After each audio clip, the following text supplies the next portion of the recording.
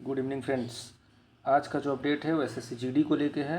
SSC GD का update जो कि आपको पता है 10वीं क्लास पे ये फॉर्म डलता है। जो भी 10वीं क्लास पास हो इस फॉर्म को डाल सकता है। ठीक है।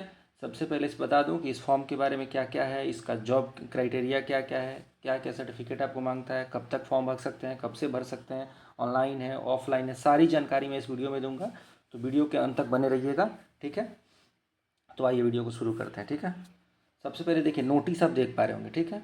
एसएससी जीडी सबसे पहले यहाँ आपको दिखा देता हूँ। यहाँ पे देखिए ये भी 1/12 मतलब 1 December to be published on the website of the commission. 1 दिसंबर को वेबसाइट कमीशन की वेबसाइट पर पब्लिश हुआ है। ठीक है। यहाँ देखिए constable GD in CAPF and SSF and rifleman GD in Assam Rifles examination 2026। ठीक है। तो ये 2026 का नोटिफिकेशन आपके सामने है। ठीक है। कब से कब तक फॉर्म जमा करना ये जान लीजिए। सबसे पहले फॉर्म जमा करने की जो तिथि है 1 दिसंबर से लेकर 31 दिसंबर तक। 1 दिसंबर 2025 से लेकर 31 दिसंबर 2025 तक है। ऑनलाइन रिसीट एप्लीकेशन ये सब जो है लास्ट डेट आपको दे रखा है। देखिए रात को 11 बजे का है। ठीक है। मतलब आपको 31 तारीख को रात को 11 बजे तक ही जमा करना है। मतलब आप नया साल नहीं मना पाएंगे। मतलब नया साल मनाने के लिए आपको फ्री कर देगा कि आप नया साल मनाने के पहले फ्री हो जाइए 1 घंटा पहले ही फॉर्म भर के। ठीक है। लेकिन आपको लास्ट डेट का वेट नहीं करना है। मैं ये बता रहा हूँ 15 तारीख तक आपको फॉर्म भर लेना चाहिए। मिड में भर लेना चाहिए, ना एकदम जल्दीबाजी में भरना है, ना एकदम आराम से भरना है। ठीक है। सुस्ती नहीं रखना है और ज़्यादा फुर्तीला भी नहीं होना है। तो आपको बीच में भर लेना है, इन बिटवीन कहीं, मतलब 10 से 20 के बीच में भर लेना। ठीक है। 10 से 20 के बीच में फॉर्म भर लेना है। ठीक है। लास्ट डेट पेमेंट आप कर सकते हैं 1 तारीख तक, 1 जनवरी 2026 तक लास्ट डेट पेमेंट कर सकते हैं। ठीक है। ये पूरा अपडेट रहा। करेक्शन विंडो खुलेगा 8 जनवरी से 10 जनवरी तक। मुझे नहीं लग रहा है करेक्शन विंडो, अगर आप फॉर्म सावधानी से भरते हैं तो करेक्शन विंडो खुलने की आपको इंतजार करना पड़ेगा। ठीक है। तो करेक्शन विंडो का इंतजार नहीं करना है आपको, एकदम पेशेंस से सब डिटेल्स देख के आराम से फॉर्म भरिए। ठीक है। कोई मिस्टेक ना हो। आप आराम से 10 दिन देख लीजिए, 10 तारीख के बाद फॉर्म भर डाल दीजिए। ठीक है। फरवरी से अप्रैल तक परीक्षा हो चुकी है। इसमें बहुत सारे बच्चे फॉर्म भरते हैं, बहुत सारा सीट भी है इसमें। ठीक है। 26,000 से ज़्यादा भर्ती है इसमें। ठीक है। तो इसलिए जो कंप्यूटर बेस्ड टेस्ट होता है वो आपका फरवरी से अप्रैल तक होगा। ठीक है। इसमें ये पूरा डिटेल्स दे रखा है इसमें। ठीक है। कौन कौन से पोस्ट पे क्या क्या है, यहाँ आपको पहले इसके नीचे आपको पोस्ट पहले दिखाता हूँ। सबसे पहले बड़ी बात है ना, आप 2 नंबर पॉइंट देखिए, पे स्केल। पे स्केल मतलब पे लेवल 3 21,700 से लेकर 69,100 फॉर ऑल द पोस्ट। जितने भी पोस्ट हैं सबके लिए पे लेवल 3 होता है। ठीक है। आपको ये मतलब आप ये बात आपको बताने में, मतलब मुझे अच्छा लग रहा है बताने में कि ये एसएससी जीडी ही एक ऐसा पेपर है जो कि 10th पे होते हुए भी लेवल 3 का पोस्ट है। बाकी आप कोई एग्जाम नहीं देंगे जो 10th पे हो और लेवल 3 का आपको जॉब देता है, लेवल 2 भी नहीं देता है। इकलौता एसएससी जीडी ऐसा नौकरी है, एसएससी कराता है या फिर कोई कराता हो, मैं इंटायर जितना भी कम्पिटेटिव एग्जाम होता है सबकी बात कर रहा हूँ, इकलौता 10th पे एग्जाम है जो लेवल 3 की जॉब देता है आपको। ठीक है। बेसिक 21,700 है। ठीक है। तो आप ये समझ लीजिए कि अगर 8वां वेतन आने के बाद से इसका सैलरी 50,000 तो आप मान लीजिए आराम से, कहीं नहीं जा रहा 50,000। ठीक है। 50,000। ये भर्ती का आपको डिटेल्स देख लीजिए। बीएसएफ का भर्ती है 616, सीआईएसएफ का 14,595, सीआरपीएफ का 5490, 5490, एसएसबी का 1764 1764, आईटीपी 1293 1293 और असम राइफल्स का 1706 मतलब 1706। ठीक है। टोटल आपका हो गया 25,487 पोस्ट। ठीक है। जो कि अच्छा खासा पोस्ट है। वैसे इसमें पोस्ट हमेशा ही अच्छा खासा ही आता है जीडी में, तो ये भी अच्छा खासा वैकेंसी है। 25,487, 25,487 पोस्ट है टोटल। ठीक है। रिजर्वेशन की बात है, जो कि रिजर्वेशन बता देता हूँ, 10% एक्स सर्विसमैन के लिए फिक्स रहता है कि 10% एक्स सर्विसमैन के लिए है। ठीक है। एज लिमिट की बात कर लेते हैं। ठीक है। एज पहले नेशनलिटी की बात कर लेते हैं कि आपको इंडिया का ही आपको नागरिक होना चाहिए। ठीक है। इंडिया का नागरिक होना चाहिए, वो चाहे किसी यूनियन टेरिटरी के हों या फिर किसी स्टेट के हों, मतलब या तो बिहार के हों, यूपी के हों, झारखंड के हों, तमिलनाडु के हों, कहीं के भी हों। नहीं तो आप यूटी के भी हो सकते हैं, चंडीगढ़ के, दिल्ली के हो, लक्षद्वीप के हो, अंडमान के हो। ठीक है। वहाँ का डोमिसाइल आपके पास होना भी चाहिए। ठीक है। अब देखिए क्रूसियल डेट जो रखा है 1 जनवरी 2026 रखा गया। क्रूसियल डेट किसी फॉर्म भरने के लिए सबसे इंपॉर्टेंट पार्ट होता है क्रूसियल डेट। क्रूसियल डेट का मतलब ये होता है कि ठीक है, पहले तो इसका फॉर्म का जो डेट है वो 18 से 23 है, मतलब 18 से 23 वर्ष आपका उम्र होना चाहिए। ठीक है। और 1 जनवरी 2026 तक फॉर्म आपको, ये 1 जनवरी 2026 क्रूसियल डेट है। क्रूसियल डेट का मतलब ये होता है कि जितना भी आपके पास सर्टिफिकेट है, क्योंकि इसमें सर्टिफिकेट ज़्यादा नहीं है, आपको 10th का ही सर्टिफिकेट बस चाहिए, तो आप 1 जनवरी 2026 तक आपको 10th पास होना चाहिए। ठीक है। 1 जनवरी 2026 तक बस 10th का सर्टिफिकेट होना चाहिए कि हाँ मैं 1 जनवरी 2026 तक पास हो गया हूँ सर्टिफिकेट। ठीक है। मतलब 1 जनवरी 2026 का मतलब है कि आप एक, मतलब आप 25 में भी होंगे, आप 24 में भी हो सकते हैं, 23 में हो सकते हैं। उम्र का वैसा है कि आपका 18 से 23 वर्ष उम्र आपका होना चाहिए, ठीक है। इसमें रिलैक्सेशन जो मिलता है आपको पता है कि SC ST का 5 साल का रिलैक्सेशन है, OBC का 3 साल का है, एक्स सर्विसमैन का 3 साल का है। क्रूशियल डेट का मतलब ये भी होता है कि अगर आप EWS कैटेगरी से आते हैं, SC ST से आते हैं, OBC से आते हैं, या NCL जो जिसमें लगता है, सारा सर्टिफिकेट आपका 1 जनवरी 2026 के पहले बना होना चाहिए। 1 जनवरी 26 के बाद का सर्टिफिकेट अमान्य होगा। आप एग्ज़ाम निकालने के बाद भी आपको उसमें नौकरी नहीं दिया जाएगा, आपको आपको इनएलिजिबल कर दिया जाएगा, आपको योग्य घोषित करके। तो इसलिए आप सर्टिफिकेट 1 जनवरी 26 का बाद का नहीं होना चाहिए। क्रूशियल डेट यही है। आपको बता दिया कि SC ST के लिए 5 साल का रिलैक्सेशन है, OBC के लिए 3 साल का है, एक्स सर्विसमैन के लिए 3 साल का है, मतलब सर्विस से ख़त्म होने के बाद उनका, ठीक है।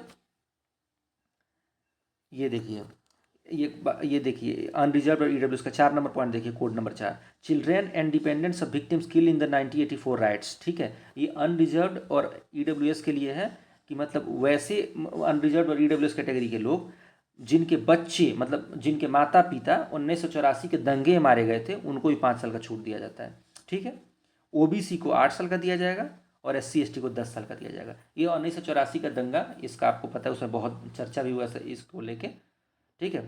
तो इसमें आपको फिर बता देता हूँ, 1984 के दंगे के जो जनरल और EWS है उनको 5 साल, OBC को 8 साल और SC ST को 10 साल का रिजर्वेशन है, ठीक है। मैट्रिकुलेशन का सर्टिफिकेट, सबके पास मैट्रिकुलेशन का सर्टिफिकेट में उनका डेट ऑफ बर्थ अंकित होता है। जिनके पास जो भी 10वीं क्लास पास हैं, जो भी 10वीं कक्षा पास हैं, उनके सर्टिफिकेट पे उनका जन्म तिथि अंकित होता है, ठीक है। तो वही जन्म तिथि आपको फॉर्म में भरना है, हर जगह वही भरना है, ठीक है। ऑनलाइन एप्लीकेशन में वही भरना है, चूँकि आपका जब भी वेरिफिकेशन होता है, जब भी आपका डॉक्यूमेंट वेरिफिकेशन होता है, तो वहीं से मिलान किया जाता है, ठीक है। तो आप वही भरे, इसमें कोई चूकना नहीं है, वही भरना है, ठीक है। ये एक्स सर्विसमैन का कुछ कुछ कंडीशन दे रखा है, ठीक है। एक्स सर्विसमैन का ये सारा एक्स सर्विसमैन का ही कंडीशन है, ठीक है। देखिए ये अब यहाँ से आपको प्रोसेस ऑफ मतलब ये जो भी आपको सर्टिफिकेट देना है उसका फॉर्मेट दे रखा है यहाँ से, ठीक है। SC ST OBC EWS ये एक्स सर्विसमैन सारा यहाँ से फॉर्मेट दे रखा है, ठीक है। कैसे कैसे कैसे कैसे सर्टिफिकेट का आपको फॉर्मेट भी मैं दिखा देता हूँ, ठीक है। एजुकेशनल क्वालिफिकेशन जो आपको क्रूशियल डेट बताया था वही यहाँ दे रखा है कि the candidates must have pass the matriculation or 10th class examination from recognize board university as on or before the cut off date that is 1 January 2026, ठीक है। तो आपको फिर बता देता हूँ कि आप जो भी आपके पास बोर्ड, आप जो भी जिस बोर्ड से पास है 10वीं, आपका 1 जनवरी 2026 के पहले पहले का होना चाहिए, ठीक है। उस तारीख तक या उस दिन के पहले पहले का होना चाहिए। इसके अलावा भी मैं जो सर्टिफिकेट बताया हूँ सब कुछ आपका इसके पहले का ही होना चाहिए, ठीक है। देखिए यहाँ पे थोड़ा सा ये आपको इसमें कुछ कुछ रिलैक्सेशन की बात होती है, ठीक है। बोनस मार्क्स जिसको बोलिए, इंसेंटिव बोलिए, NC सर्टिफिकेट जिसके पास भी है उसको बोनस मिलता है, ठीक है। इसे देख लीजिए क्या क्या है। ये आप यूपी, अगर यूपी हवलदार का जो पोस्ट है, सॉरी यूपी होमगार्ड का पोस्ट है, उसमें भी ये चीज़ आपको अप्लाई था, उसमें मार्क्स का बात है, सब परसेंटेज का मैक्सिमम मार्क्स है, ठीक है। NCC A सर्टिफिकेट को 2% of the maximum marks of the examination, NCC A को है वो 2% मैक्सिमम मार्क, मतलब एग्जामिनेशन अगर मान लीजिए आपका 100 नंबर का है तो 2 नंबर मिलेगा जो NCC A सर्टिफिकेट धारक हैं, जिनके पास NCC A कैटेगरी का सर्टिफिकेट है, उनको 2% मिलेगा, मतलब 2 नंबर मिलेगा। NCC B सर्टिफिकेट है मतलब 100 में 3 नंबर आप समझ लीजिए, और NCC सर्टिफिकेट मतलब 5% मतलब 5 नंबर, 100 में समझ आ रहा हूँ आपको, ठीक है। ये हो गया NCC सर्टिफिकेट, ये भी आपको जानना जरूरी था। क्रूशियल डेट आपको बता दिया कि 1 जनवरी 2026 बिल्कुल याद रखना है आपको, ठीक है, कि 1 जनवरी 2026 के पहले पहले आपका सारा सर्टिफिकेट रेडी होना चाहिए, ठीक है। ये आपका कंडीशन दे रखा है कि मतलब वो फाइंड ये इसके लिए दे रखा है, कैंडिडेट्स वो फोटोग्राफ के लिए, ठीक ठीक है, वो दे रखा है। यहाँ से आपको एक बार और यहाँ से पढ़ के बता देता हूँ, ठीक है। ये 8.6 पॉइंट देख लीजिए। Before the final submission of the online application form the candidates must ensure that the photograph is captured as per given instruction. If the photograph is not captured by the candidate as per the instruction, his or her online application form candidate will be rejected or cancel, ठीक है। इसमें जो भी criteria दे रखा है, आप जब भी फोटो, चूंकि इसमें ऑनलाइन वो करना होता है आपको, ठीक है, ऑनलाइन अपलोड करना होता है, तो आप जब ऑनलाइन कैप्चर करेंगे फोटो, जिसको सेल्फी आप समझ लीजिए, सेल्फी आपको इसमें अपलोड करना है, चूंकि आप फोटो आप स्कैन करके अपलोड नहीं करना है इसमें, ठीक है। फोटो लेके आपको, तो आप ये मेक श्योर कर लें कि आपका दोनों कान दिख रहा है, आप चश्मा यूज नहीं, मतलब चश्मा कहने का मतलब कि आपका सब कुछ क्लियर दिख रहा है, उसमें कुछ हिडन नहीं है, मतलब ये नहीं कि आधा फोटो आया है, एक साइड से फोटो आ गया, एक गाल दिख रहा है, एक गाल नहीं दिख रहा है, मतलब एकदम स्ट्रेट फोटो होना चाहिए आपका, ठीक है। थोड़ा गर्दन दिखना चाहिए, ये नहीं कि सर झुका है गर्दन नहीं दिख रहा, मतलब आप स्ट्रेट एकदम होना चाहिए, ठीक है। सिग्नेचर का यहाँ दे रखा है कि 10 से 20 KB का होना चाहिए, ठीक है। 6 सेंटीमीटर विड्थ होना चाहिए और 2 सेंटीमीटर हाइट होना चाहिए, ठीक है। ये दे रखा है। 31/12 लास्ट डेट है, ये आपको बता दिया हूँ। 100 रुपये मात्र इसका फ़ी है, ठीक है। और इसमें फ़ी से एग्जेम्प्ट किसको इसको रखा गया है, देखिए वुमेन कैंडिडेट्स, मतलब फीमेल का तो फ़ी पैसा लगना ही नहीं है, और जो SC हैं, ST हैं और एक्स सर्विसमैन हैं, उनको भी फ़ी से एग्जेम्प्ट रखा गया है, ठीक है। मतलब उनको फ़ी पे नहीं करना है। और फ़ी आप पे कैसे कैसे कर सकते हैं, तो भीम UPI से कर सकते हैं, नेट बैंकिंग से करते हैं, वीज़ा मास्टर कार्ड और रुपए डेबिट कार्ड, ये सभी आप फ़ी पे कर सकते हैं, ठीक है। फ़ी पे करने का डेट आपको एक दिन जगदा है, मतलब 31 दिसंबर तक आपको फॉर्म भरना है, और फ़ी आप 1 जनवरी 2026 के रात को 11 बजे तक कर सकते हैं, ठीक है। तो ये रही आपकी पूरी जानकारी इस वीडियो को लेके, ठीक है। करेक्शन विंडो की जो बात है 8 जनवरी 26 से 10 जनवरी, मैं बोला कि आप ऐसा फॉर्म नहीं भरें कि आपको करेक्शन विंडो खुलने का इंतजार करना पड़े, ठीक है।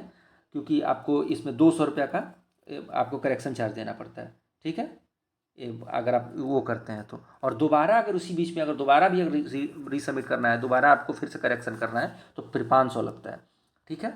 तो इसलिए आप इसको थोड़ा सोच समझ के भरें, आराम से भरें, ठीक है। ये रहा सेंटर की जानकारी। जो भी सेंटर है आप भरने जाएंगे तो अपने नज़दीकी सेंटर को चुनें, ठीक है। तो उम्मीद करता हूँ मैं आपको सारी जानकारी दे दी हूँ इस वीडियो में, ठीक है। एक बार मैं सिलेबस डिस्कस कर लेता हूँ, ठीक है। देखिए, the computer based examination consist of objective type paper containing 80 question carry 2 marks is in the following composition, ठीक है। ये देख लीजिए एक बार, ये जानना थोड़ा आपको ज़्यादा जरूरी है। देखिए, ये तो फिजिकल का तो पहले मैं आपको यही बताता हूँ, फिर फिजिकल बता देता हूँ, ठीक है। पहले ये देख लीजिए यहाँ पे पार्ट 1 में रीजनिंग 20 क्वेश्चन 40 नंबर। देखिए reasoning 20 question 40 number. General knowledge और जनरल अवेयरनेस, जिसमें history, polity, economics, geography, current affairs 20 question 40 number. Mathematics 20 question 40 number. और हिंदी या इंग्लिश 20 क्वेश्चन 40 नंबर, ठीक है, हिंदी और इंग्लिश, ठीक है। तो ये पूरा मैं आपको समझा दिया, ठीक है। ये आपको दे रखा है कि पेपर का मीडियम किस में होगा। जैसे आप क्वेश्चन आपको देखेंगे तो आपको इंग्लिश और हिंदी के अलावा 13 रीजनल लैंग्वेज में आप पेपर देख सकते हैं। असमीज में देख सकते हैं, बंगाली में देख सकते हैं, गुजराती, कन्नड़ा, कोंकणी, मलयालम, मणिपुरी, मराठी, उड़िया, पंजाबी, तमिल, तेलुगु और उर्दू, ठीक है, हिंदी इंग्लिश के अलावा, ठीक है। निगेटिव मार्किंग ऑफ 0.25 है, ठीक है, मतलब 1/4 आपको निगेटिव भी है। एक क्वेश्चन पे आपको 2 नंबर मिलेगा ही, मतलब ऐसे यहाँ पे एक क्वेश्चन पे ये 1 नंबर अगर मिल रहा है तो 1/4 निगेटिव भी है, ठीक है। There will be negative marking of 0.25 for each wrong answer candidates, मतलब ये आपको बताना चाह रहा है कि आप सोच समझ के मार्किंग करें कि आपको फिर इसमें कोई कन्फ्यूजन ना हो, ठीक है। रीजनिंग का ये सिलेबस दे रखा है, ये GK का सिलेबस दे रखा है, मैथ्स का सिलेबस दे रखा है, इंग्लिश हिंदी, ठीक है। ये बेसिक का इंग्लिश हिंदी बेसिक, मतलब आपको बेसिक अंडरस्टैंडिंग को चेक करता है, ठीक है। ये फिजिकल टेस्ट का है, ठीक है। फिजिकल टेस्ट एक बार देख लीजिए, फिजिकल टेस्ट तो बहुत इंपॉर्टेंट है, फिजिकल टेस्ट के बिना तो इसमें कुछ है ही नहीं, ठीक है। मेल को 24 मिनट में 5 किलोमीटर दौड़ना है, मेल को 24 मिनट में 5 किलोमीटर दौड़ना है, ठीक है। और ये मेल का ही है। और फिर देखिए ये सब क्या मतलब लद्दाख रीजन को छोड़ के बता रहा है, और लद्दाख रीजन में जो है 1.6 किलोमीटर दौड़ना है 7 किलोमीटर में। लद्दाख रीजन का थोड़ा अलग है, ठीक है, चूँकि वहाँ का जियोग्राफी अलग है इस वजह से। और फीमेल में देख लीजिए 1.6 किलोमीटर इन 8.5 मिनट्स और 800 मीटर इन 5 मिनट्स, ठीक है। मतलब मेल का 5 किलोमीटर है 24 मिनट में, और इनका 8.5 मिनट में 1.6 किलोमीटर, ठीक है।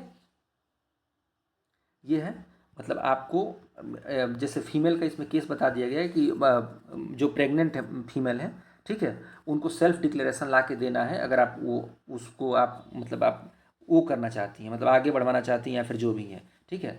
In case if she declares that she is not pregnant then she will be allowed to participate in the PhD। In case of false declaration all the risk for the, मतलब आपको false नहीं करना है, ठीक है। तो आपको मतलब ये देखना है कि अगर आप फीमेल कोई बोल रही है कि वो प्रेग्नेंट है, ठीक है, तो then the confirmatory pregnancy test to be done, and in the case she is found to be pregnant irrespective of duration of pregnancy she will be declare temporary unfit and her candidature shall be held in abeyance until the confinement is over. Required vacancies will be kept reserve for temporary unfit candidates, ठीक है। अब देखिए कोई लड़की मतलब कोई महिला जो प्रेग्नेंट है, तो उनके लिए केस ये है कि वो जाके जहाँ फिजिकल होता है वहाँ आप जाके बता दें सेल्फ डिक्लेयर करके कि मैं प्रेग्नेंट हूँ, वो टेस्ट करके बता देंगे, ठीक है। अगर आप सही पाई गई कि आप प्रेग्नेंट हैं तो आपको विदहेल्ड कर दिया जाएगा, मतलब आपको कैंडिडेचर कैंसिल नहीं किया जाएगा। आप जब तक फिट नहीं होती हैं तब तक आपको रोक दिया जाएगा। आप जब बोलेंगे हाँ ठीक है, वो आपको टाइम स्लॉट दे देंगे और तब तक वो उतना तक वैकेंसी रोक के रखा जाता है, उतना वैकेंसी, ठीक है। तो आप जाइए, आप उसके से फिजिकल दीजिएगा, फिर आपका उस समय का रिजल्ट उसके बाद बन जाता है, ठीक है। फिजिकल स्टैंडर्ड जो है मेल का 170 सेंटीमीटर हाइट है, फीमेल का 157 सेंटीमीटर है, ठीक है। एसटी के लिए 162.5 है, वो 162.5 है, फीमेल का 150 है। और नॉर्थ ईस्टर्न की आपको चूँकि पता है थोड़ा सा, वहाँ ज्योग्राफी की वजह से, वहाँ हाइट का मतलब हर जगह का ज्योग्राफी की वजह से ही वहाँ का सब चीज़ डिपेंड करता है ना। तो वहाँ का 157 है और 147 है, 147.5 है। All ST candidates of left wing extremist effect district 160 और 147। ये left wing extremist affected district जो है, मतलब जो भी इसको सरकार चुन के किया होगा कि ये left wing extremist affected district हैं, मतलब जो लेफ्ट विंग से बहुत ज़्यादा इफेक्टेड हैं उनको 160 और 147 रखा गया, ठीक है। या ये रहा पूरा मतलब डिटेल्स यहाँ का, ठीक है।